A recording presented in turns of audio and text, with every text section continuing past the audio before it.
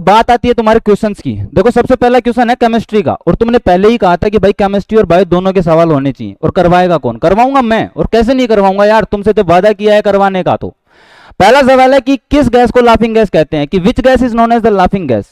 अब सबसे पहली बात आती है कि लाफिंग गैस कौन सी है, तुम्हें देख के पता लग रहा होगा। सबसे पहले क्वेश्चंस देखो, पिछली बार की तरह हर एक क्वेश्चंस देखो, हर एक ऑप्शंस देखो, और जितना भी ऑप्शन तुम्हें लगता है कि ये इसका आंसर होना चाहिए वो जाके कमेंट करो, मैं बताऊंगा कि सही है या नहीं।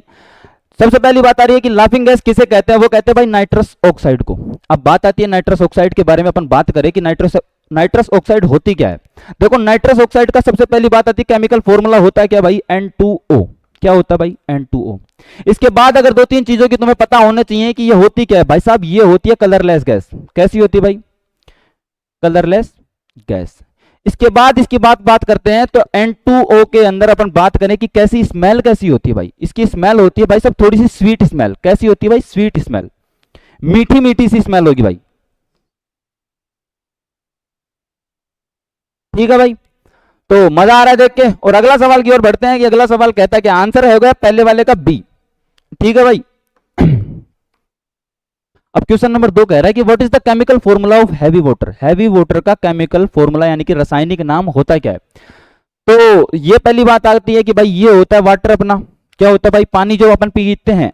दूसरी बात आती है D2O की, ये होता है भाई हैवी वाटर। क्या होता है भाई, हैवी वाटर। अगर बात करें अपन D2O की, तो D2O के बारे में अपन को दो से तीन चीजों के बारे में पता होना चाहिए कि D2O काम क्या आता है, क्या इसका नाम होता है, क्या इसका काम आता है। और सबसे पहली बात आते हैं कि D2O का जो केमिकल नेम होता है या फिर कॉमन नेम होता है वो होता है भाई ड्यूटेरियम ऑक्साइड। क्या होता है भाई, ड्यूटेरियम ऑक्साइड।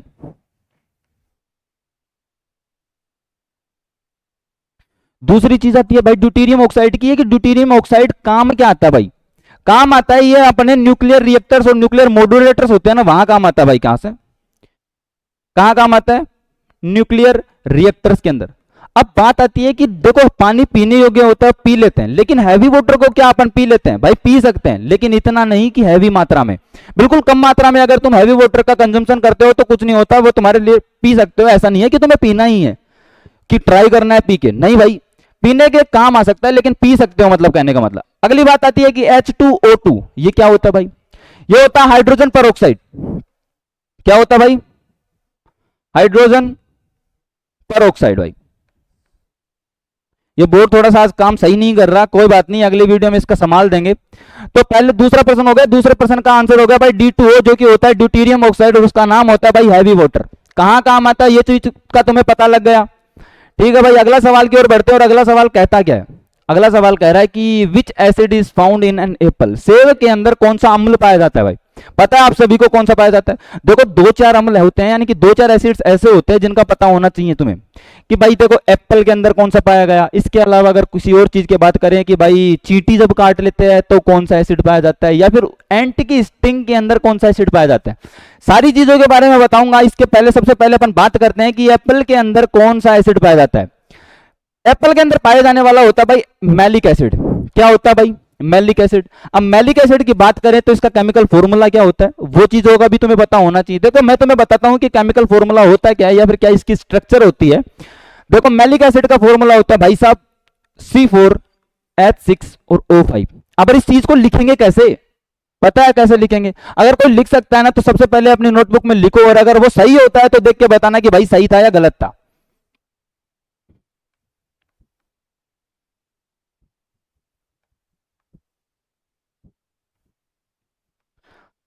ये है भाई साहब मैलिक एसिड का फॉर्मूला, पता लग गया, और इसका स्ट्रक्चर भी तुम्हें देख के मिल गया। अगले सवाल की ओर बढ़े कि नहीं बढ़े? अरे मजा आ रहा है क्वेश्चन देख के, नहीं आ रहा तो बताना। अगले सवाल की ओर बढ़ रहे हैं, और चौथा सवाल कहता क्या, चौथा सवाल कह रहा है कि कौन सी धातु, और वो भी नॉन मेटल, अधातु, ठीक है भाई, कि which non metal is liquid at room temperature. दोनों ही चीजों का जानकारी होनी बहुत जरूरी है कि भाई साहब लिक्विड मेटल मतलब कि जो मेटल लिक्विड होता है रूम टेम्परेचर पे, और वो मेटल जो नॉन मेटल जो कि लिक्विड होता है रूम टेम्परेचर पे। दोनों चीजें बताने वाला हूं कि मेटल और नॉन मेटल जो कि होते हैं लिक्विड होते हैं रूम टेम्परेचर पर। सबसे पहली बात आती है कि भाई मर्क्यूरी।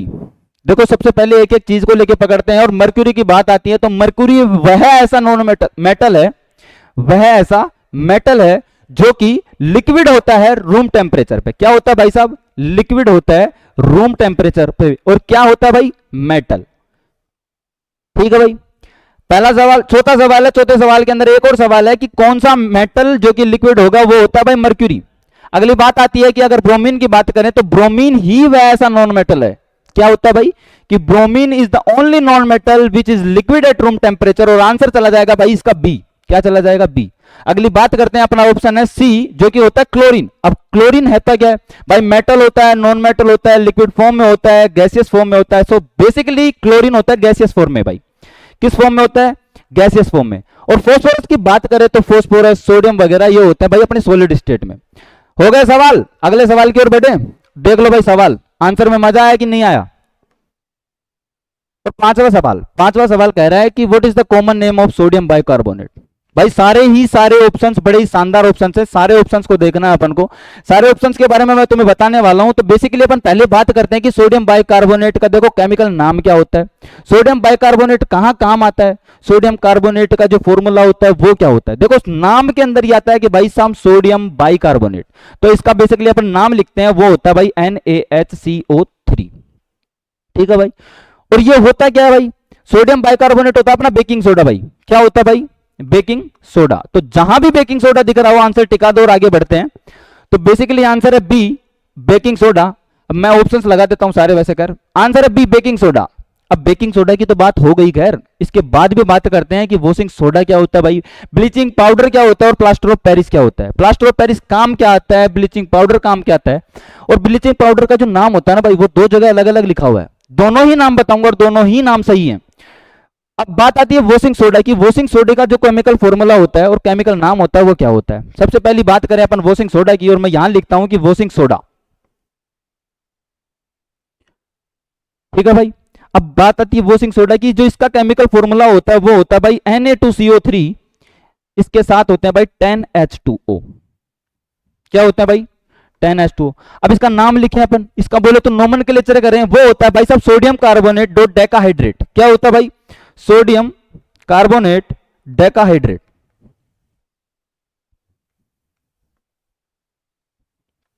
अब बात आती है कि भाई साहब वॉशिंग सोडा काम क्या आता है। तुमने देखा होगा कि अपन जो घर पे कपड़े धोते हैं उसके अंदर काम आता है सर्फ। बोले तो सीधी सीधी बात बोले अपन, सर्फ जो काम आता है वो होता है भाई वॉशिंग सोडा, यानी कि अपने पानी को ढीला करने यानी कि सॉफ्ट करने के काम आता है भाई। ठीक है भाई, यहां लिख देता हूं मैं, अरे यार ये पेन बोर्ड,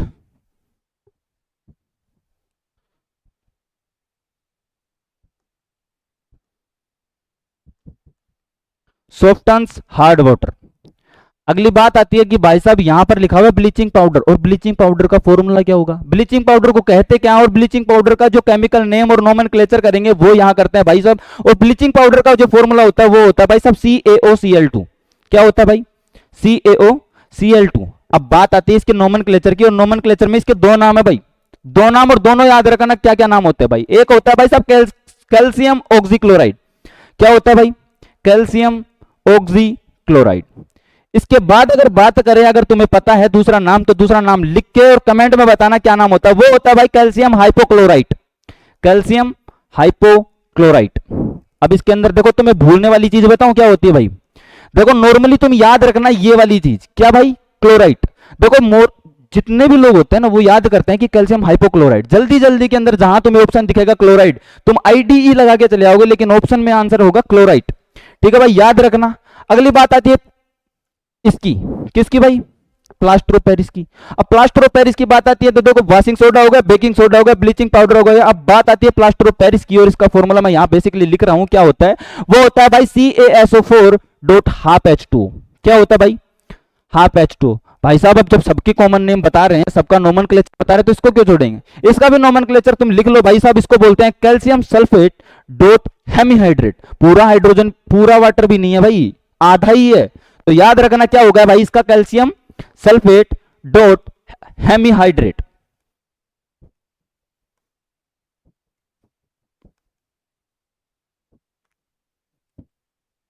ठीक है भाई, आ गया, सारी चीजों के बारे में पता लगा। सबसे पहली बात अपना सवाल था कि सोडियम बाइकार्बोनेट बोलते किसे हैं, वो होता है भाई बेकिंग सोडा।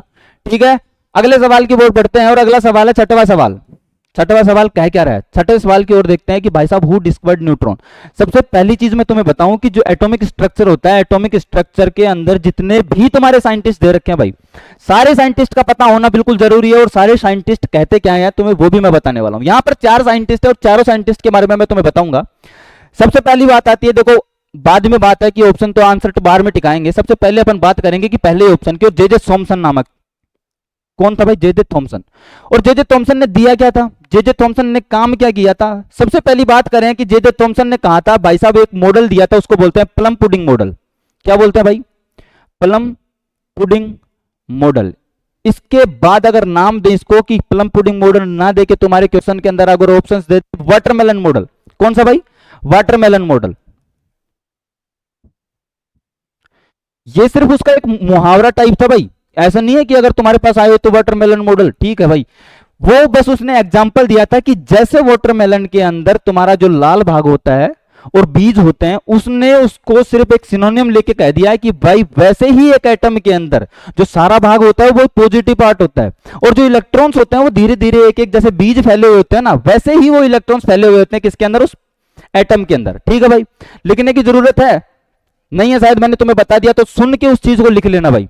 ठीक है भाई, मैं लिख देता हूं कि electrons are present in the atom as seeds are present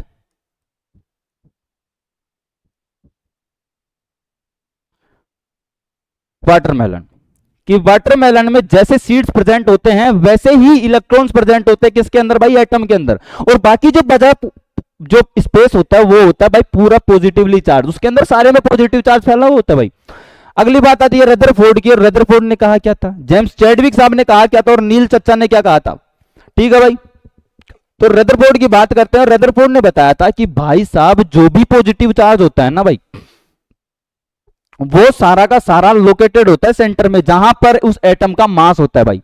और वो जो पॉजिटिव चार्ज होता है उसको कहा था उसने भाई, क्या कहा था, न्यूक्लियस। क्या कहा था भाई, न्यूक्लियस। तो बात करूं मैं न्यूक्लियस की डिस्कवरी किसने दी थी, वो बात आती है भाई साहब रदरफोर्ड साहब ने दी थी। किसकी, एटम की।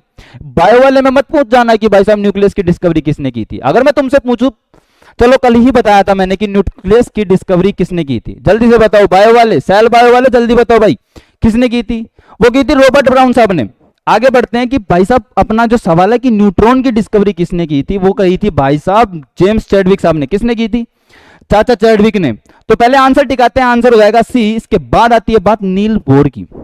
देखो नील बोर ने पोस्टुलेट दिए थे, एटम से रिलेटेड ही पोस्टुलेट दिए थे, और उसके पोस्टुलेट थे 3 पोस्टुलेट। लेकिन अपन बात करने वाले नहीं है पूरे पोस्टुलेट्स की, अपन ने ये कहने वाले हैं कि भाई साहब नील बोर का जो पोस्टुलेट था वो था क्या। उसने कहा था कि जो इलेक्ट्रॉन होता है ना भाई, वो एटम के मतलब कि जो न्यूक्लियस के जो चारों ओर एक स्पेसिफिक ऑर्बिट्स के अंदर घूमता है भाई। किसके अंदर घूमता है, ऑर्बिट्स के अंदर घूमता है। कौन घूमता है भाई, इलेक्ट्रॉन घूमता है भाई। और किसके चारों ओर, न्यूक्लियस के चारों ओर। हो गया सवाल।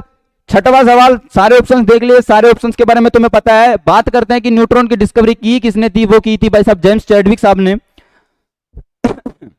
अगला सवाल बढ़ते हैं, और अगला सवाल कह क्या रहा है, देखो अगले सवाल की ओर बढ़ते ही कह रहा है कि which gas is used in fire extinguisher. Sorry पढ़ने में मिस्टेक हो गई। अब बात देखो, तुमने कहीं भी गए होगे, तुम बड़े बड़े हॉस्पिटल्स में गए होगे, इवन बड़े बड़े होटल्स में गए होगे, या फिर बड़े बड़े जो भी पीजी वगैरह होते हैं वहां तुम गए होगे, तो तुम्हें देखा होगा कि हर जगह एक पाइप सा यानी कि टका हुआ होता है, वो होता है भाई साहब आग बुझाने के काम आने वाला है। और कौन सी गैस होती है उसके अंदर, वो भी तुम्हें पता होनी चाहिए। वो गैस होती है भाई कार्बन डाइऑक्साइड गैस। क्या होती है भाई, कार्बन डाइऑक्साइड गैस। तो आंसर टिकाते हैं सी, और आगे बढ़ते हैं अगले सवाल की ओर। और अगला सवाल कहता क्या है, देखो क्वेश्चन नंबर 8। अब ये मत कहना कि सर इतने इजी क्वेश्चन, देखो केमिस्ट्री की क्लास आज ही आई है, जैसे तुम्हारे बायोलॉजी के क्वेश्चंस की जो क्वालिटी है वो बढ़ते जा रही है, वैसे ही मैं केमिस्ट्री के क्वालिटीज बढ़ाता रहूंगा दोस्तों। ठीक है, अब बात आ रही है कि ये इजी क्वेश्चन, तो क्वेश्चंस ऐसे ही आते हैं। और अगली तुम कहो ना तो मैं तुम्हें अगली पीपीटी के अंदर और अगले जो भी वीडियो आएगी उसके अंदर मैं तुम्हें प्रीवियस ईयर क्वेश्चंस को दिखाऊंगा और ये बताऊंगा कि देखो ये क्वेश्चंस कैसे क्वेश्चंस हैं। बड़े ही शानदार शानदार क्वेश्चंस आते हैं, इजी भी आते हैं, मॉडरेट भी आते हैं। मैं ये नहीं कह रहा कि भाई सब इजी ही आते हैं।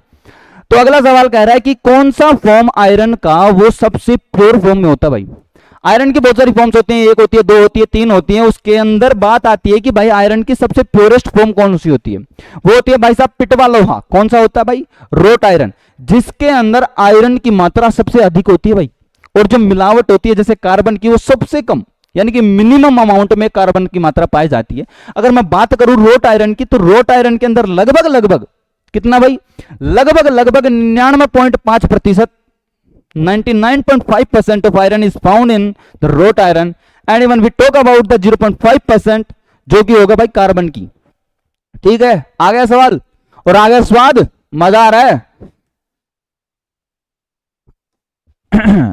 देखो अगला सवाल क्या कह रहा है, और अगला सवाल कह रहा है अपना, अगले सवाल की ओर बढ़ते हुए कह रहा है कि what is the pH value of human blood. Biology का क्वेश्चन अगर वो गलती से बीच में अटक गया कोई बात नहीं, बड़ा ही शानदार सवाल और बहुत बार करा रखा भाई, याद रख लो ना इस चीज को। क्या कर लो, 7.4 होता है पीएच ब्लड का। और अगले सवाल की ओर देखते हैं, अगला सवाल कहता क्या है। अगला सवाल कह रहा है कि which element is common in all acids, कि जितने भी एसिड्स है ना उन सब के अंदर एक एलिमेंट कॉमन होता है। और वो कॉमन होता क्या है, उस चीज का पता, और क्यों होता है, क्या काम आता है, और वो ऐसी प्रॉपर्टी कौन सी होगी जो उसे एसिडिक बनाती है। वही प्रॉपर्टी होती है भाई जो उसे एसिडिक नेचर बनाती है। सबसे पहली बात करें कि कौन सा एसिड पाया जाता है, जो कि अब बात करें जैसे ऑक्सीजन, अपन नॉर्मली बात करें sir acetic acid, formic acid, ये सारे एसिड हैं, इनके अंदर तो ऑक्सीजन पाया जाता है। तो कई लोग क्या करते हैं, जल्दी जल्दी में आंसर टिका देते हैं भाई पहला आंसर। नहीं भाई ऐसा नहीं होगा, बात करते हैं आगे बढ़ने की, और आगे बढ़ के हुए कहते हैं कि भाई साहब कौन सा जो एलिमेंट होगा वो कॉमन होगा, वो होता है भाई हाइड्रोजन। क्या होता है भाई? हाइड्रोजन। ये इसी हाइड्रोजन की प्रॉपर्टी की वजह से जो H+ आयन होता है ना, वही उसकी एसिडिक नेचर शो करता है भाई। क्या करता है? इसी H+ आयन की वजह से जो प्रॉपर्टी आती है वो आती है भाई साहब एसिडिक प्रॉपर्टी। कौन सी प्रॉपर्टी आती है भाई? Acidic property. ठीक है भाई, अब बढ़ते हैं अगले सवाल की ओर। और अगला सवाल कह रहा है कि क्या कह रहा है, हमें तो खुद नहीं पता क्या कहता है। क्वेश्चन कह रहा है कि विच of the following is the lightest metal, सबसे हल्का मेटल कौन सा होता है भाई? पूरी पीरियोडिक टेबल के अंदर जो सबसे हल्का होता है भाई मेटल, वो होता है भाई साहब लिथियम। क्या होता है भाई? लिथियम। आंसर हो जाएगा बी। और अगले सवाल की ओर बढ़ते हैं। अगला सवाल क्या कह रहा है? अगला सवाल कह रहा है कि what is the chemical name of vitamin C. भाई देखो दोनों में है भाई, ये बायो में भी है और केमिस्ट्री में है, तो दोनों जगह पढ़ना होगा। वो तो मैं तुम्हें चेक करने के लिए ले आता हूं कि आंसर कौन सा है, और तुम टिकाओगे। देखो और जल्दी से आंसर कमेंट करो, पता है नहीं पता। विटामिन सी, इसका नाम होता है भाई एस्कॉर्बिक एसिड। क्या होता है भाई? Ascorbic acid. आंसर है सी। लगा पता? नहीं लगा तो देखो और पता करो भाई जल्दी से जल्दी। अगले सवाल की ओर देखते हैं। अगला सवाल क्या कह रहा है? अगला सवाल कह रहा है कि which gas is most common in earth atmosphere. देखो इस चीज के अंदर मैं तुम्हें दो चीजें बताने वाला हूं कि दोनों चीजें होती क्या क्या चीजें, और दोनों ही अलग अलग, और आंसर भी अलग अलग आ जाएगा। अगर मैं बात करूं कि कौन सी गैस मोस्ट कॉमन होती है अर्थ के एटमोस्फेयर में, और इसके बाद अगर मैं दूसरा क्वेश्चन घुमा के तुमसे पूछ लूं कि कौन सी गैस कॉमन होती है अर्थ की क्रस्ट के अंदर भाई, ठीक है भाई, तो दोनों क्वेश्चन दोनों के अलग अलग आंसर्स हैं। याद रखना, सबसे पहली बात करते हैं कि अगर अर्थ की एटमॉस्फेयर की, यानी कि जो अपना सवाल है, सवाल कह रहा है कि कौन सी गैस सबसे ज्यादा मात्रा में पाई जाती है, कहां पे? अर्थ के एटमॉस्फेयर में। वो हो जाएगी भाई साहब तुम्हारी नाइट्रोजन गैस। जहां भी आंसर नाइट्रोजन दिखे वो टिका दो भाई साहब, डी तुम्हारा ढोलकपुर आंसर हो जाएगा।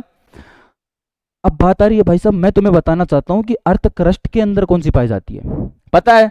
अगर किसी भी भाई को और किसी भी बहन को, जो भी ये वीडियो देख रहा है, उसको पता है तो जल्दी से जल्दी कमेंट करो और बताओ मुझे। देखो मैं तो बताने वाला हूं। सबसे पहली बात आती है कि अगर अर्थ एटमॉस्फेयर की बात करें तो सबसे ज्यादा पाई जाती है नाइट्रोजन, उसके बाद पाई जाती है ऑक्सीजन। लेकिन अगर अर्थ क्रस्ट की बात करें तो सबसे ज्यादा पाई जाने वाली जो गैस होती है भाई साहब वो होती है O2, ऑक्सीजन। क्या होती है भाई? ऑक्सीजन। आ गया सवाल और मजा आया क्वेश्चन देख के? तो चलो मजा आ गया तो अगले सवाल की ओर बढ़ते हैं जल्दी से। और जल्दी से कह रहा है कि which filament of electric bulb is made up of metal. Which metal, यानी कि कौन से मेटल से जो अपने बल्ब होता है, तुमने देखा होगा 100 वाट का बल्ब जो तुम घरों में लगाते हो, उस कौन से मेटल से बनता है भाई? सबको पता है, सब देखते हैं, आंसर टिका देंगे सी, टंगस्टन। लेकिन इस टंगस्टन के बारे में मैं तुम्हें बात करना चाहता हूं भाई। बात क्या करूंगा कि टंगस्टन का जो भाई साहब, एक तो इसका एटॉमिक नंबर क्या होता है, इसका सिंबल क्या होता है, ये कैसा होता है, कैसा नहीं होता है, इसका मेल्टिंग पॉइंट क्या होता है, क्या नहीं होता, वो सारी चीजें मैं तुम्हें बताने वाला हूं। सबसे पहले इसके बारे में 4 चीजें बताऊंगा मैं तुम्हें। सबसे पहली बात, टंगस्टन का जो सिंबल होता है वो होता है भाई W। क्या होता है? W। याद रखना क्या होता है W। इसके बाद इसका एटॉमिक नंबर होता है भाई साहब, एटॉमिक नंबर होता है इसका 74। क्या होता है भाई? Atomic number is 74। और इसके बाद अगर बात करें तो ये मेटल कैसा होता है? ये भाई साहब हैवी मेटल होता है भाई। कैसा होता है? Heavy metal. अगर हैवी मेटल है, इसके बाद अगर चौथी बात की जाएगी, टंगस्टन को इलेक्ट्रिक बल्ब के अंदर यूज में क्यों लिया जाता है? क्योंकि जो इसका मेल्टिंग पॉइंट होता है ना वो भाई बहुत ज्यादा होता है। Having the high melting point of tungsten. ठीक है भाई, आ गया सवाल। सारी चीजों को पता होना चाहिए कि टंगस्टन को भाई जो सिंबल होता है वो W होता है, और उसके बाद अगर इसका एटॉमिक नंबर की बात करें तो इसका 74 होता है, हैवी मेटल होता है और हाई मेल्टिंग पॉइंट होता है भाई। ठीक है भाई, अगले सवाल की ओर बढ़ते हैं। और अगला सवाल क्या कह रहा है? 15 सवाल कि what is the pH value of pure water. देखो जो अपन पानी पीते हैं वो न्यूट्रल स्टेट में होता है भाई। कैसे स्टेट में होता है? न्यूट्रल स्टेट में। और तुम्हें पता होना चाहिए कि जो न्यूट्रल स्टेट में जो भी चीज होती है उसका पीएच क्या होता है। जो भी देखो बात आती है पीएच 7 की, 7 से इधर और 7 से इधर, ये होते हैं भाई न्यूट्रल स्टेट। क्या होती है भाई तुम्हारी? Neutral state. और इससे इधर आएंगे यानी कि 7 से कम वाली स्टेट, यानी कि 1 से मान लो, तुम 0 से मानो ना, क्योंकि 0.1 पीएच वगैरह होती है नहीं होती, खैर 1 से मान लेते हैं अपन, 1 से, और इधर मान लेते हैं 14 तक। तो एसिडिक नेचर इधर बढ़ता है, ठीक है, और इधर बेहतर भाई बेसिक नेचर बढ़ता है। ठीक है भाई, तो अगर बात आ रही है यहां पर प्योर वाटर की, जो कि होता है भाई न्यूट्रल, और उसकी पीएच होती है भाई 7।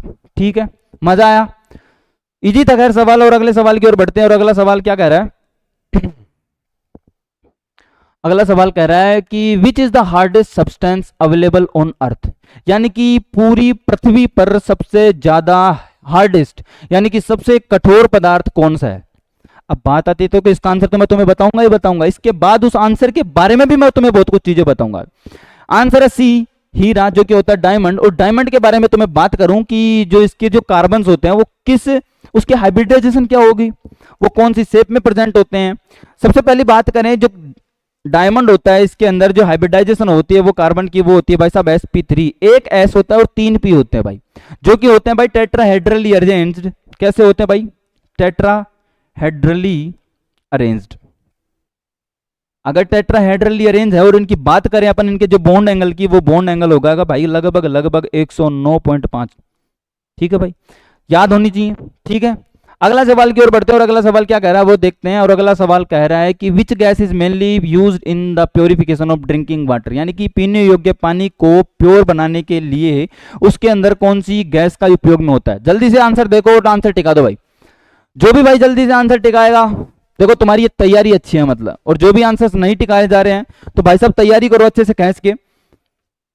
तो तुम्हारा आंसर है भाई साहब क्लोरीन गैस यूज आती है किसके अंदर? प्योरिफिकेशन ऑफ वाटर के अंदर।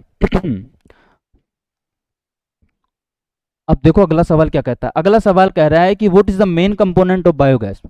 बायोगैस के बारे में तो भाई तुम्हें पता ही होना चाहिए, और जीके का भी क्वेश्चंस बनेंगे कि कहाँ बायोगैस प्लांट्स हैं, कहाँ नहीं है, और क्या क्या काम आता है भाई साहब बायोगैस। और आजकल तो देखो तुम्हें पता है कि अपने गैस की बड़ी ही किल्लत आ रखी है, और किल्लत आने की वजह से मैं ऐसे नहीं कर रहा कि बायोगैस किल्लत है, बट किल्लत आ रखी है। और ये गैस उसी में काम आती है, अपने जो भी घरों के अंदर काम में उपयोग में लेते हैं गैस, बायोगैस वगैरह उसी में काम आती है। खैर अगली बात करें कि कौन सी गैस होती है, यानी कि कौन सा मेन कंपोनेंट होता है भाई? मीथेन गैस, जिसको बोलते हैं अपन बायोगैस। जहां भी मीथेन दिखे वो आंसर टिका दो। और मीथेन का जो केमिकल फॉर्मूला होता है भाई वो होता है CH4। ठीक है भाई, आंसर हो जाएगा डी। और अगले सवाल की ओर बढ़ते हैं। Question number 19। और क्वेश्चन नंबर 19 कहता है कि विच acid is present in an ants sting.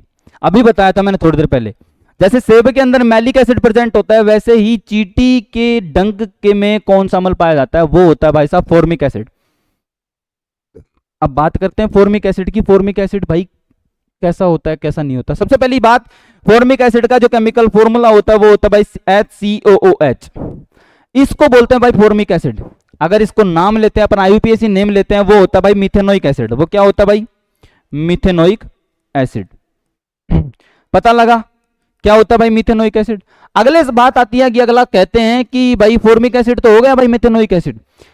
और अगर अपन बात करें कि चींटी के डंक के, भाई जैसे ही तुम चींटी के पास जाते हो, चींटी को जैसे ही गुस्सा आता है वो तुम्हें काट लेती है, तो क्या काम करती है? वो करती है भाई साहब तुम्हारे अंदर कार्बोक्सिलिक एसिड सीक्रेट, जिसकी वजह से तुम्हारे होता है दर्द। और ज्यादा अगर हैवियर मात्रा में हो जाता है तो वो सूजन भी कर देती है तुम्हारे। ठीक है भाई, हो गया। एंटीस्टिंग में कौन सा एसिड पाया जाता है? वो होता है भाई फॉर्मिक एसिड। याद रखना इस सवाल को, बड़ा ही शानदार सवाल है। अब अगला सवाल कह रहा है कि what is the process of coating iron with zinc to protect it from rusting. देखो सबसे पहली चीज बताऊं कि जैसे ही लोहा होता है ना, लोहे को अगर अपन खुला छोड़ देते हैं तो क्या काम करता है? वो मॉइस्चर, ऑक्सीजन वगैरह, एयर वगैरह और पानी की जैसे ही चपेट में आता है वो क्या काम करता है भाई? गलना शुरू हो जाता है, यानी कि रस्टिंग करना शुरू हो जाता है भाई। ठीक है भाई। और उससे बचाने के लिए अपन करते क्या भाई? क्या करते हैं भाई? एक प्रोसेस होती है जिसको बोलते हैं अपन गैल्वेनाइजेशन। जहां भी आंसर टिक रहा है वो टिका दो और आंसर हो जाएगा बी। इसके बाद अगर मैं तुमसे बात करूं कि यहां पर 3-4 प्रोसेसेस और हैं। गैल्वेनाइजेशन तो खैर है ही है, इसके बाद अगर प्रोसेस की बात करें, वल्कनाइजेशन क्या होती है भाई साहब, पास्चराइजेशन क्या होती है और फर्मेंटेशन क्या होती है। देखो पास्चराइजेशन और फर्मेंटेशन के अंदर तो एक ही चीज है भाई साहब, ये दारू से, बियर वगैरह, वाइन वगैरह जो भी होती है उनसे रिलेटेड होती है। पास्चराइजेशन के अंदर क्या होता है? जो लुईस पास्चर साहब थे ना अपने, उन्होंने बताया था कि जो भी अपनी वाइन वगैरह होते हैं उसको एक हाई टेम्परेचर देते हैं कि स्पेसिफिक टाइम के लिए, कुछ समय के लिए ज्यादा से ज्यादा टेम्परेचर दिया जाता है और उसकी वजह से वो क्या हो जाती है, उसके अंदर जितने भी बैक्टीरिया वगैरह होते हैं उन सारे बैक्टीरिया को किल कर देता है वो टेम्परेचर, और उसको बना देता है पीने योग्य। क्या बना देता भाई? पीने योग्य। वैसे कर दारू पीने काम नहीं आती, मत पिया करो, अच्छी चीजें होती भी नहीं। अगर अब बात आती है वल्कनाइजेशन के, देखो तुमने जितनी केमिस्ट्री पढ़ी होगी वहां पढ़ा होगा कि वल्कनाइजेशन ऑफ रबर। अब ये वल्कनाइजेशन प्रोसेस काम क्या आती है भाई? वल्कनाइजेशन काम आता है जो भी अपने पास कच्चा रबड़ होता है ना भाई, क्या होता है भाई? कच्चा रबड़, या फिर जो भी नॉन इलास्टिक रबड़, चिपचिपा रबर, इलास्टिक रबर यानी कि स्टिकी रबर, उसको भाई साहब क्या करता है? वो पक्के में इलास्टिक रबर में काम कर देता है भाई। किसमें क्या कर देता है? चेंज कर देता है इलास्टिक रबर में। अब इसके अंदर कौन सी प्रॉपर्टी काम आती है, कौन सा एलिमेंट काम आता है, ये पता है तुम्हें? नहीं पता? अगर किसी भाई को पता है तो फिर मेरा वही चीज होती है कि भाई कमेंट करो अगर तुम्हें पता होता है, पता लगेगा तुम्हारी तैयारी कैसी है, और अगर तुम जितना लिखोगे तुम्हें उतना ही अच्छा फायदा होगा। सबसे पहली बात आ रही है कि वल्कनाइजेशन ऑफ रबर के अंदर सबसे पहली चीज मैं कहूं तो कौन सा एलिमेंट काम आता है उसको इलास्टिक बनाने के अंदर, ये याद रखना बड़ा ही इंपॉर्टेंट है, वो होता है भाई सल्फर। क्या होता है भाई? सल्फर। ठीक है, इस चीज का पता होना जायज है। और दूसरी चीज बात आती है, अगर मैं कहूं कि इसके अंदर नॉर्मलाइजेशन की बात करूं, इसके अंदर क्या होता है कि जो आइसोप्रोपिन, साइक्लोआइसोप्रोपिन्स होते हैं उसके अंदर पॉलीमराइजेशन होता है, पॉलीमर्स वगैरह जुड़ते हैं और उसके अंदर सल्फर काम आता है और उसको बना देता है भाई साहब इलास्टिक रबर, यानी कि पक्का रबर बना देता है, जो कि तुम यूज में लेते हो। ठीक है भाई, चारों चीजों के बारे में पता लग गया। और अगला सवाल, मेरे हिसाब से सारे जितने भी केमिस्ट्री के क्वेश्चंस मैं लेके आया था वो सारे पूरे हो चुके हैं। अब देखते हैं आगे क्या आता है क्या नहीं आता। अगला सवाल है कि ये आता है ये बायोलॉजी का क्वेश्चन आ गया और क्वेश्चन कह रहा है कि विच of the following vitamin participates in the DNA formation and gene duplication. देखो इस चीज की बात बताऊं, अगर तुम जहां जहां देखोगे ना इसके 2 से 3 आंसर्स मिलेंगे। बेसिकली अगर बात करें कि जीन डुप्लीकेशन और डीएनए फॉर्मेशन के अंदर वैसे विटामिन काम आती है अपनी भाई B12। इस विटामिन B12 का नाम क्या होता है? पहली चीज तो तुम्हें ये याद होनी चाहिए, विटामिन B12 का नाम होता है भाई साइनाकोबालामिन। क्या होता है भाई? साइनाकोबालामिन। लेकिन भाई तुम्हें तो ऑप्शन में आंसर ही नहीं दिख रहा ना, तो क्या लिखाएंगे? अगर बात करें अपन डीएनए फॉर्मेशन की और आरएनए फॉर्मेशन की, नॉर्मली अगर लिखा हुआ है कि DNA synthesis and RNA synthesis के अंदर जो भी विटामिन काम आती है वो होती है भाई साहब B9। कौन सी होती है? B9। अब इस B9 विटामिन को बोलते क्या है? क्या नाम है इस B9 विटामिन का? वो होता है भाई folic acid. Even folic acid ना देखे अगर तुम्हें फोलेट भी दे देना तो वो भी इसका आंसर हो जाएगा भाई। तो डीएनए एंड आरएनए सिंथेसिस में कौन सी विटामिन काम आती है? वो आती है अपनी फोलिक एसिड। इसके अलावा अगर बात करें अपन जीन डुप्लीकेशन, अगर तुम्हारा आंसर अगर तुम्हें ऑप्शन में देता है ना भाई B12, तो सबसे पहले प्रायोरिटी दोगे तुम B12 को। किसको दोगे भाई? B12 को। ठीक है, मजा आ रहा है सवाल देख के? कह रहे थे यार, कुछ लोग कह रहे थे, कुछ भाई कह रहे थे यार तुम बड़े इजी सवाल लेके आ रहे हो। अरे करो ना, अब आएगा मजा और देखते जाओ, अब तुम सवालों की क्वालिटी देखते जाओ तुम तो खैर। और अगला सवाल क्या कहता है? अगला सवाल कह रहा है कि which class of animal has RBCs without A nucleus. Basically बात करूं कि कौन सी क्लास होती है एनिमलिया की, एनिमलिया किंगडम की ऐसी कौन सी क्लास है जिसके अंदर क्या होती है भाई साहब आरबीसीज? तो खैर सब में प्रेजेंट होती हैं कि नहीं होती? होती हैं भाई साहब। दूसरी बात करें कि विदाउट ए न्यूक्लियस, न्यूक्लियस ही नहीं होता, एब्सेंस ऑफ न्यूक्लियस, तो किसके अंदर होती है? वो होती है भाई साहब मैमेलिया क्लास के अंदर। किसके अंदर होती है भाई? स्तनधारियों के अंदर, मैमेलिया क्लास। आंसर हो जाएगा डी। आ रहा है मजा? अगले सवाल की ओर बढ़ते हैं और अगला सवाल कहता क्या है? अगला सवाल कहता है कि what is the vector of break bone fever. तो बेसिकली अपन बात करें कि ब्रेक बोन फीवर होता क्या है। देखो मैंने तुम्हें बहुत बात बता रखा है कि ये देखो ये नाम तो है ना, याद रख लो तुमने ये नाम तो बहुत बार पढ़ा होगा, डेंगू, और इसके बारे में मैं तुम्हें हर चीज डिटेल दे रखी है मैंने। लेकिन अगर बात करें अपन ब्रेक बोन फीवर यानी कि हड्डी तोड़ बुखार, वो होता है ब्रेक बोन डेंगू, और इसका आंसर चला जाएगा फीमेल एडीज मॉस्किटो। अगर मैं तुमसे पूछूं कि भाई फीमेल एनोफिलीज की वजह से क्या होता है, क्यूलेक्स की वजह से क्या होता है, और हाउस फ्लाई की वजह से क्या होता है, लेकिन बेसिकली अपन बात करें कि डेंगू किसके काटने से या होता है किसके नहीं होता, वो होता है भाई एडीज मॉस्किटो, और वो होती है भाई फीमेल, मेल नहीं होती भाई। अगर मैं तुम्हें दोनों ऑप्शंस में दे दूं मेल और फीमेल, तो फीमेल जाएगा आंसर, ठीक है भाई। अगर अपन बात करें एनोफिलीज की, वो होता है भाई सब तुम्हारे मलेरिया कर देगा भाई, ठीक है भाई। अगले सवाल की ओर बढ़ते हैं, और अगला सवाल क्या कहता है, अगला सवाल है 24वां सवाल, और वो कह रहा है कि भाई saffron is obtained from which part of the plant. देखो ये वाला चैप्टर तो तुम्हें पढ़ना पड़ेगा, खैर बहुत मतलब याद करने की चीजें हैं इसके अंदर भाई। तो मैं तुम्हें बेसिकली बात करूं कि सेफ्रॉन की यानी कि कैसर जो कि ऑब्टेन होता है कौन से पार्ट से, वो होता है भाई साहब स्टिग्मा एंड स्टाइल। किससे होता है, स्टिग्मा और स्टाइल से, ठीक है भाई। अब अगले सवाल की ओर बढ़ते हैं, और अगला सवाल कौन सा है, 25वां सवाल, क्वेश्चन नंबर 25, और वो कहता है कि महिलाओं में मासिक धर्म चक्र का पूर्ण रूप से रुक जाना क्या कहलाता है। दो चीजें याद रखो भाई, शुरू होता कब है, और जैसे ही जो पहली मेंस्ट्रुअल साइकिल होती है ना उसको बोलते क्या है, और जब लास्ट मेंस्ट्रुअल साइकिल होता है यानी कि उसका रुक जाना उसको बोलते क्या है। पहला ऑप्शन है मेनोपॉज, और इसी को बोलते हैं भाई साहब उसको रुक जाना, ठीक है भाई। Complete stoppage of the menstrual cycle in the females is called as menopause. अगर बात करें कि starting of the menstrual cycle in the females is known as the menarche, क्या बोलते हैं भाई, मिनार्च। दोनों याद रखना, मिनार्च बोलते हैं स्टार्टिंग फेज को, और जो चुप हो जाती है यानी कि लास्ट में खत्म हो जाती है और उसका रुक जाना वो होता है भाई साहब कंप्लीट स्टॉपेज, जिसको बोलते हैं मेनोपॉज। ये दोनों फेज ओवुलेशन वगैरह और फोलिकुलर फेज, ये दोनों ही मेंस्ट्रुअल साइकिल के पार्ट्स होते हैं। ओवुलेशन 14वें दिन होता है, जिसके अंदर भाई साहब अंडा रिलीज होता है यानी कि ओवम का रिलीज होता है।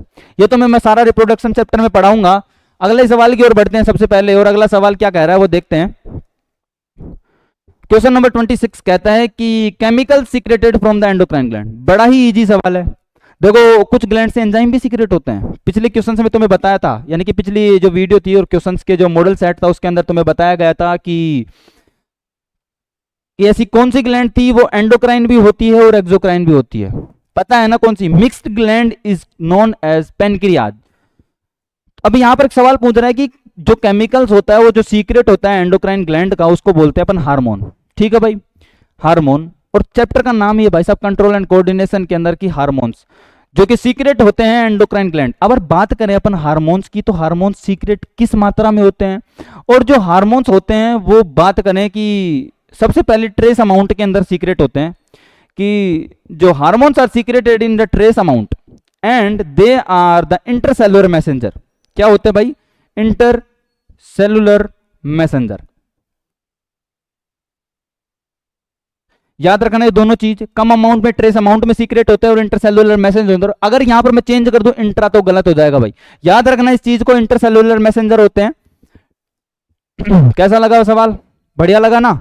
अगली बात आती है कि रेस्पिरेटरी ऑर्गन ऑफ स्कॉर्पियन। देखो मैं बात करूं अगर ऑर्थोपोडा की, किसकी बात करता हूं, ऑर्थोपोडा की, इसके अंदर भाई साहब बहुत सारे होते हैं भाई साहब, ट्रैकिया के द्वारा भी होता है, स्किन के द्वारा भी होता है, लंग्स के द्वारा भी होता है, बुक लंग्स के द्वारा भी होता है।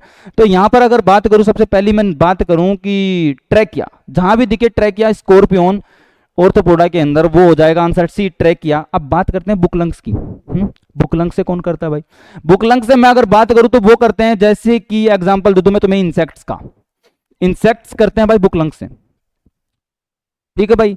अब ये तुम्हारे गिल्स से बात करूं तो मैं अगर तुम्हारे सबसे पहली बात आती है फिशेज वगैरह करते हैं गिल्स से। इसके बाद अगर कुछ एम्फीबियंस भी होते हैं जो कि एक्वेटिक एम्फीबियंस होते हैं, वो सारे करते हैं किससे भाई साहब, गिल्स से। स्किन की बात करूं तो जैसे फ्रॉग नामक एक, क्या होता है भाई साहब, फ्रॉग।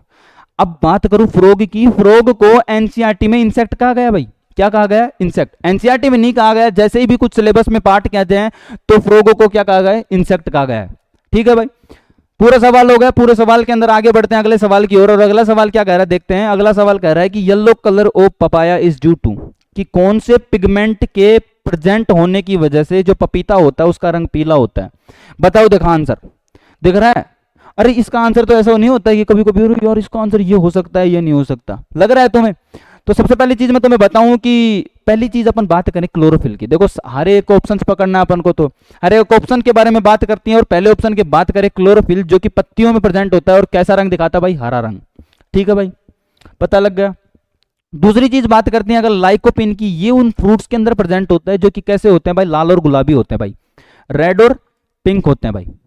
ठीक है भाई, अब बात आती है भाई साहब कैरिकाजेंथिन पिगमेंट, याद रखो भाई कौन सा, कैरिकाजेंथिन, जो कि काम आता है पीले कलर का, और वो किसके अंदर होता है भाई, पाया के अंदर। किसके अंदर भाई, पपीता के अंदर। तो पहली चीज इसका आंसर हो जाएगा सी। अगली बात करें अपन एंथोसाइन, ये भी एक कैरोटिनोइड पिगमेंट होता है जो कि प्रेजेंट होता है कुछ कलर शो करने के लिए, जैसे रेड वगैरह कलर शो करने के लिए, ब्लू कलर शो करने के लिए, ऐसे कुछ कलर शो करने के काम आता है कौन सा पिगमेंट, एंथोसाइनिन पिगमेंट। मजा आया सवाल देख के? अगर सवाल देख के मजा आया ना तो भाई कमेंट में दिख दो, लाल हर्ट दिख जाने चाहिए कमेंट में। और अगले सवाल की ओर बढ़ते हैं और अगला सवाल क्या कह रहा है वो देखते हैं कि विच of the following disease is not caused by waterborne disease, यानी कि कौन सी बीमारी जल जनित रोग नहीं है, पानी से होने वाली बीमारी नहीं है। सबसे पहली बात करें कोलेरा, टाइफाइड, डाइसेंट्री, ये सारी की सारी डिजीजेस कैसी होती है भाई, वाटरबोर्न डिजीज होती है। कैसी होती है भाई, वाटरबोर्न डिजीजेस होती हैं। यानी कि कॉन्टामिनेटेड पानी पीने से और कॉन्टामिनेटेड पानी के पास जाने से तो खैर क्या ही, पीने से जो डिजीजेस फैलती हैं वो होती हैं भाई साहब, कोलेरा भी फैलती है, टाइफाइड भी, डाइसेंट्री, दस्त वगैरह भी होते हैं। अगर बात करें अपन अस्थमा की, वो एक वाटरबोर्न डिजीज नहीं है। ठीक है भाई, अगर मैं तुमसे पूछूं एक सवाल, अगर किसी भाई को पता है, देखो अगली पीपीटी में और अगले क्वेश्चंस के अंदर मैं ये सवाल लेके आऊंगा, उससे पहले मैं तुम्हें बताना चाहता हूं कि अस्थमा, क्या इसके अंदर लंग्स का इन्वॉल्वमेंट होता है भाई? अगर किसी को पता है तो जरूर से जरूर कमेंट करके बताना। पहले इसका आंसर है डी, और अगले सवाल की ओर बढ़ते हैं और अगला सवाल क्या कहता है वो देखते हैं। क्वेश्चन नंबर 30, और क्वेश्चन नंबर कह रहा है 30वां कि aqueous humour is present between, यानी कि जलीय द्रव किसके बीच में पाया जाता है, पता होना चाहिए, दोनों के बारे में पता होना चाहिए भाई, एक्वस ह्यूमर और विट्रस ह्यूमर। अगले क्वेश्चन पूछ रहा है कि एक्वस ह्यूमर कहां प्रेजेंट होता है, वो होता है कॉर्निया और लेंस के बीच में। जहां भी कॉर्निया और लेंस दिखे तुम्हें वो टिका दो भाई आंसर। कॉर्निया और लेंस कहां दिख रहा है भाई, ये दिख रहा है अपने डी ऑप्शन के अंदर। अगर मैं तुमसे एक सवाल और पूछूं कि विट्रस ह्यूमर कहां प्रेजेंट होता है, कौन सा ह्यूमर भाई, विट्रस ह्यूमर, तो कमेंट करके बताना कहां होता है। मैं क्वेश्चन लिख रहा हूं यहां पर कि vitreous humour is present in,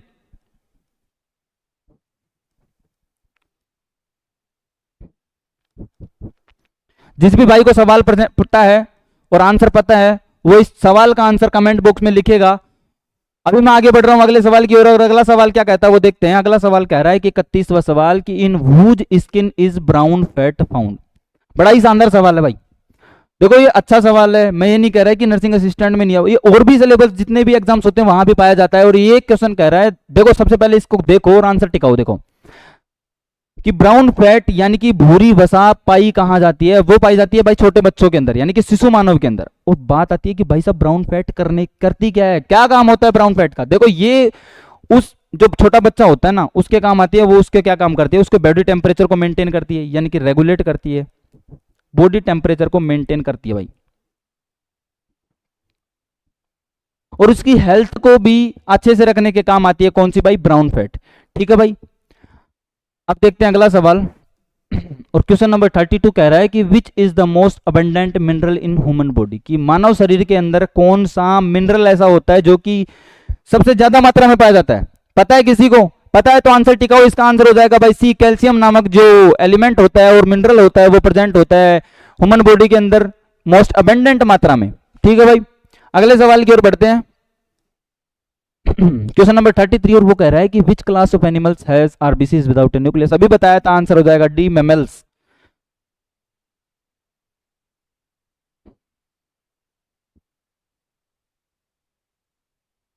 अब ये कह रहा है कि भाई which of the following genes is primarily known as a tumour suppressor gene. पहली चीज तो ये पकड़ो क्या भाई साहब, ट्यूमर सप्रेसर जीन। दूसरी चीज अगर बात करूं मैं पहले क्वेश्चन में आगे बढ़ने से कि ट्यूमर होता किसमें और क्या काम आता है, सबसे पहली बात करोगे ट्यूमर की तो ट्यूमर होता है भाई कैंसरस सेल्स के अंदर। किसके अंदर होता है भाई, कैंसर सेल्स के अंदर। दो प्रकार के ट्यूमर होते हैं भाई साहब, ट्यूमर होते हैं, मैलिग्नेंट ट्यूमर कोई ट्यूमर होता है, या कैंसर सेल्स के अंदर होता है जो भी कैंसर वगैरह प्रोड्यूस करती है, सेल्स बनाती है। अब ये बात कर रहा है कि कौन सा जीन रेस्पॉन्सिबल होता है ट्यूमर सप्रेसर के लिए जो कि ट्रिगर्स अपोप्टोसिस। अब बात आती है अपोप्टोसिस की। देखो सवाल में आगे बढ़ने से पहले ही तीन चीजों को पता होना जरूरी है कि अपोप्टोसिस होती क्या है। इसके अंदर होता है कि भाई साहब जो अपनी सेल होती है ना, ट्यूमर सेल्स होती हैं वो अपने आप को सुसाइड कर लेती है, मार लेती है भाई साहब, ताकि जो दूसरी सेल्स हैं उनको नुकसान ना पहुंचे। क्या नहीं पहुंचे भाई? नुकसान नहीं पहुंचे। यानी कि जो सेल्स होती हैं ट्यूमर सेल्स, वो क्या करती हैं? कमिट करती हैं सुसाइड को,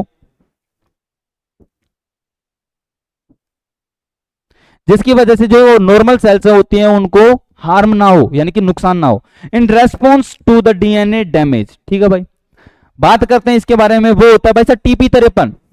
क्या बात है? TP53, जिसके अंदर जो P53 प्रोटीन होती है, आंसर है बी। पहली बात तो P53 प्रोटीन जो कि क्या काम करेगी भाई साहब? डीएनए को डैमेज होने से बताएगी। और दूसरी चीज एपोप्टोसिस, यानी कि सप्रेस करेगी जीन को, ट्यूमर सप्रेशन वाले को, जिससे वो जो सेल होती है वो अपोप्टोसिस यानी कि सुसाइड कर लेगी और दूसरी सेल्स को डैमेज होने से बताएगी। ठीक है भाई, अगले सवाल की ओर बढ़ते हैं। और अगला सवाल क्या है? 35वां सवाल, देखते हैं क्या कह रहा है। क्वेश्चन नंबर 35 और ये कह रहा है, वही सवाल रिपीट हो गया, आंसर हो जाएगा बी। कुछ सवाल बार बार में रिपीट हो रहे हैं, कोई बात नहीं, देखते रहना।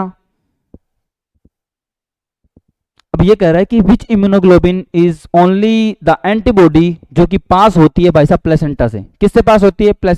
मां के गर्भ से, यानी कि जो प्लेसेंटा होता है उससे पास होने वाली, न्यूबॉर्न बेबी को पास होने वाली कौन सी एंटीबॉडी होती है जो कि पैसिव इम्यूनिटी प्रोवाइड कराती है? किसको? फीटस को।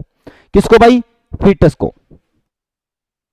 अब वो होती है IgG एंटीबॉडी। क्या होती है भाई साहब? IgG antibody. और ये सबसे मोस्ट अबंडेंट एंटीबॉडी होती है भाई साहब किसके अंदर? ह्यूमंस के अंदर मोस्ट अबंडेंट। इसके बाद मैं एक चीज और लिख देता हूं, मोस्ट अबंडेंट एंटीबॉडी जो कि प्रेजेंट होती है वो होती है IgG एंटीबॉडी। और ये वही एंटीबॉडी होती है भाई साहब जो कि पास होती है प्लेसेंटा के टू द न्यूबॉर्न फीटस और पैसिव इम्यूनिटी जो फीटस को प्रोवाइड कराती है। ठीक है भाई, अगले सवाल की ओर बढ़ते हैं।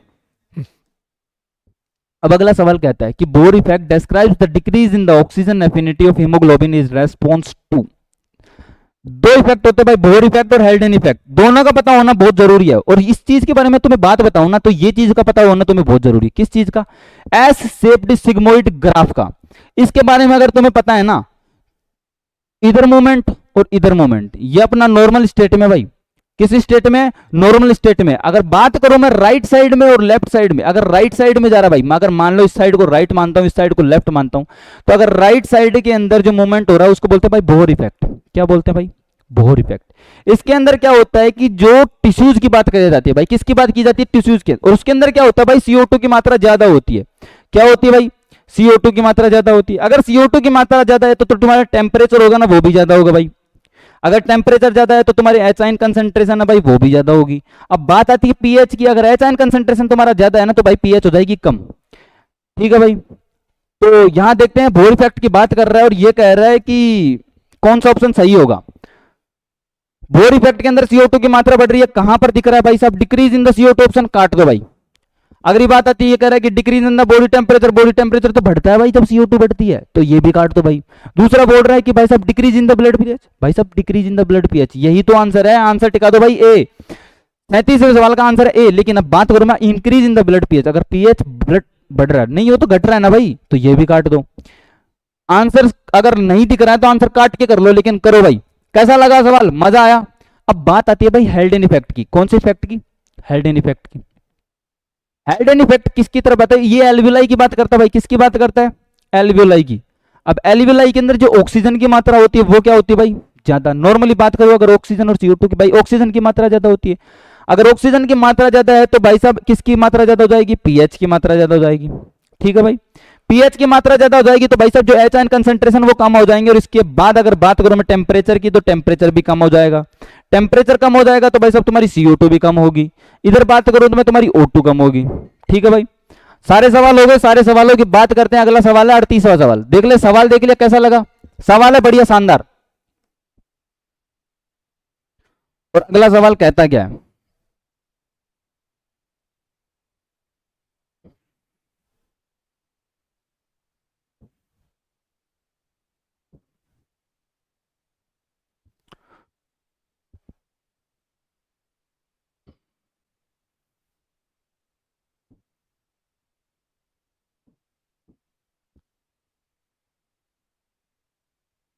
हाँ भाई, अगला सवाल है कि in skeletal muscle contraction calcium ions bind to which specific protein to initiate the power stroke. सबसे पहली चीज तो मैं तुम्हें यह बताना चाहता हूं कि जो कैल्शियम होता है उसका रिलीज कहां से होता है, कैल्शियम निकलता कहां से है? कैल्शियम निकलता है भाई साहब, कैल्शियम निकलता है सार्कोप्लाज्मिक रेटिकुलम से भाई। कहां से? सार्कोप्लाज्मिक रेटिकुलम, जो कि स्टोरेज होता है भाई साहब कैल्शियम का। किसका होता है? स्टोरेज होता है कैल्शियम का। अब बात करूं कि ये किससे होता है और कौन सी प्रोटीन से बाइंड होता है भाई साहब? ये होता है ट्रोपोनिन पिगमेंट से, ट्रोपोनिन प्रोटीन से। कहां है भाई? जहां भी ट्रोपोनिन दिखे उसका टिका दो भाई, आंसर सी। अब मैं पूछूं कौन सी सब यूनिट से बाइंड होता है भाई साहब कैल्शियम? वो होता है भाई साहब तुम्हारी ट्रोपोनिन सी से, यानी कि टीपीसी नामक सब यूनिट से बाइंड होता है कौन? कैल्शियम। ठीक है भाई, आया स्वाद? मजा आ रहा है सवाल देख के? अगर मजा आ रहा है स्वाद देख के तो भाई साहब लाइक करो और आगे बढ़ते हैं अगले सवाल की ओर। अब तुम्हारा अगला सवाल क्या कहता है? अगला सवाल कह रहा है कि क्वेश्चन नंबर 38 वो कह रहा है कि अभी तो हमने देख लिया क्वेश्चन नंबर 38 को, और आंसर हो जाएगा भाई साहब इसका ट्रोपोनिन, आंसर सी। अब क्वेश्चन नंबर 39वां कहता है कि ड्यूरिंग द डीएनए रेप्लिकेशन के दौरान which enzyme is responsible for the relieving the topological stress, यानी कि सुपर कोइलिंग करवाने के काम आने वाला एंजाइम वो होता है भाई टोपोआइसोमरेज। कौन सा होता है भाई? टोपोआइसोमरेज। आंसर टिकाओ टोपोआइसोमरेज में। आगे बढ़ते हैं। इनके अलावा तुम्हें इन चीजों के बारे में भी पता होना चाहिए कि हेलिकेज का काम करता है, लाइगेज का काम करता है और प्राइमेज क्या काम करता है। अभी का टाइम ज्यादा हो जाएगा इन सब चीजों के बारे में मैं तुम्हें बताने लगा तो, लेकिन सुपर कोइलिंग के काम आने वाला कौन सा एंजाइम होता है वो होगा टोपोआइसोमरेज। कौन सा होगा भाई? टोपोआइसोमरेज। ठीक है भाई। अब क्वेश्चन नंबर 40 की ओर बढ़ते हैं। 40वां सवाल कहता है कि in the human body the counter current mechanism, कौन सी भाई? काउंटर करंट मैकेनिज्म कहां होती है पता है ना? वही चीज पूछ रहा है कि काउंटर करंट मैकेनिज्म जो मल्टीप्लायर सिस्टम होता है वो primarily responsible for creating an osmotic gradient in which region, कौन से रीजन के अंदर ऑस्मोटिक ग्रेडियंट मेंटेन करता है और बनाता है, बढ़ाता है, घटाता है, वो सब चीजों के बारे में बात करूंगा। सबसे पहली चीज तो है कहां होता है, वो होगा भाई साहब तुम्हारे मेडुलरी इंटेस्टिनियम में। कहां होता है भाई? मेडुलरी इंटेस्टिनियम में।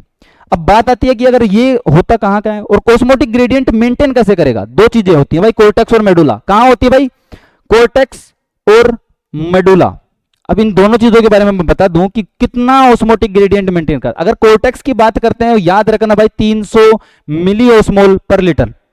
कितना भाई? 300 मिली ऑस्मोल पर लीटर। इसके बाद अगर मैं बात करूं मेडुला की, वो हो जाती है भाई साहब लगभग 1200 से लेकर 1400 मिली ऑस्मोल पर लीटर। ठीक है, सवाल देख के मजा आया? अगला, और आ रही है क्वालिटी? नहीं आ रही हो तो बताना भाई। अगला सवाल है 41वां सवाल, और देखते हैं क्या कह रहा है। 41वां सवाल कहता है कि the cell wall of gram positive bacteria is primarily composed of a thick layer. सबसे पहली चीज याद रखना, थिक लेयर यानी कि मोटी चमड़ी की बनी हुई होती है। और कौन से सब्सटेंस से बनी होती है? वो होती है भाई साहब म्यूरिन नामक सब्सटेंस। किससे होती है भाई? म्यूरिन नामक सब्सटेंस। और म्यूरिन क्या होता है भाई? एक पेप्टाइडोग्लाइकन होता है। क्या होता है भाई? पेप्टाइडोग्लाइकन होता है। ये भी याद रखना किससे बनी होती है भाई? म्यूरिन से। ठीक है भाई।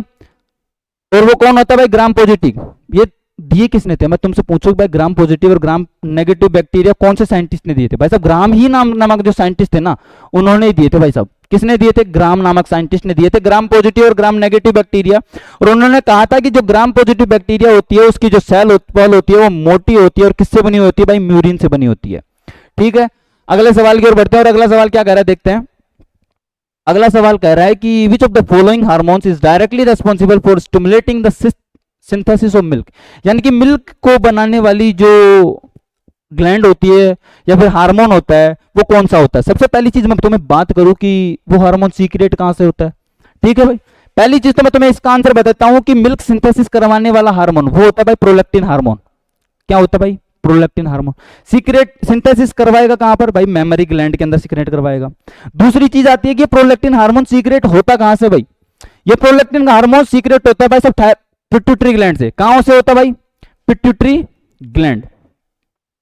ठीक है भाई, अगर बात करूं मैं पिट्यूटरी ग्लैंड के कौन से भाग से, दो भाग होते हैं भाई, एंटीरियर पार्ट और पोस्टीरियर पार्ट। कौन सा पार्ट? एंटीरियर पार्ट और पोस्टीरियर पार्ट। ये जो पोस्टीरियर पार्ट होता है ना भाई, ये अलग हार्मोन सीक्रेट करता है, ये अलग जो कि सीक्रेट होता है भाई तुम्हारी एंटीरियर पिट्यूटरी से। याद रखना भी, जितना ज्यादा बताऊंगा वो ज्यादा बढ़ता जाएगा।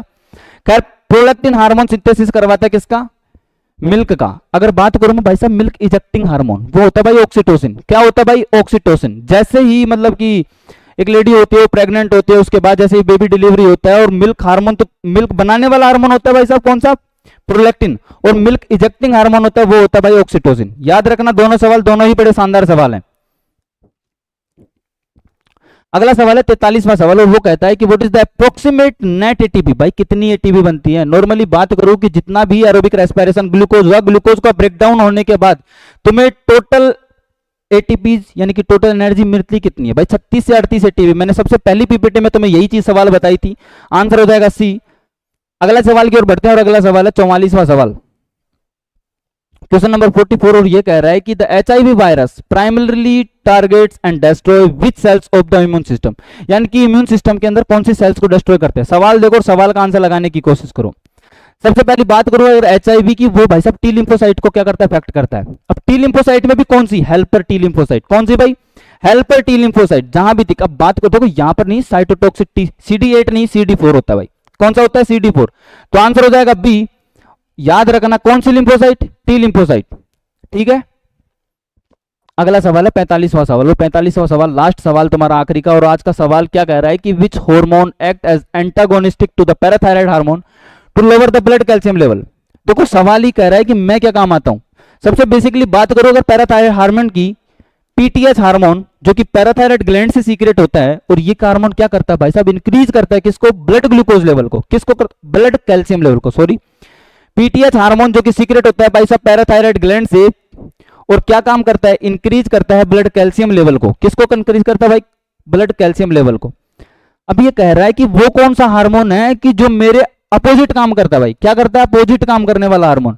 अगर पैराथायराइड हार्मोन बढ़ाता है तो घटाता कौन है? वो होता है भाई साहब थायरोकैल्सिटोनिन हार्मोन। जहां भी आंसर टिके वो टिका दो भाई, कैल्सिटोनिन हार्मोन, बी आंसर चला जाएगा। और अगर इसकी बात करूं मैं, थायरोकैल्सिटोनिन हार्मोन यानी कि टीसीटी, जो कि क्या काम करता है भाई साहब?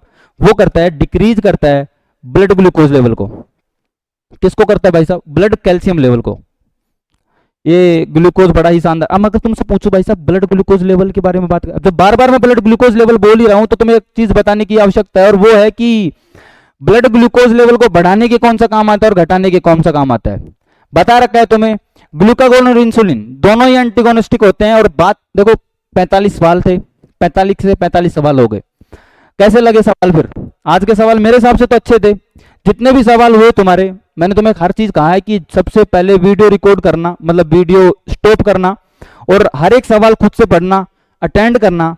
जितने भी सवाल तुमने किए हैं ना, उन सारे सवालों को देखना। भाई मेरे 45 में से 30 सही हुए, 40 हुए, 45 के 45 सही हुए।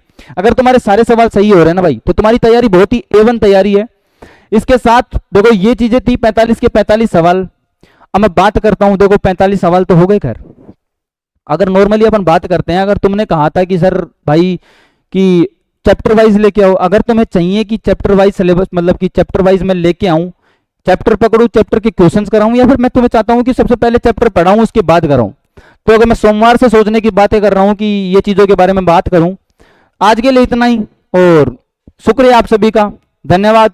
आगे बने रहिए और बड़ा ही शानदार कंटेंट आने वाला है तुम्हारे पास। Thank you so much.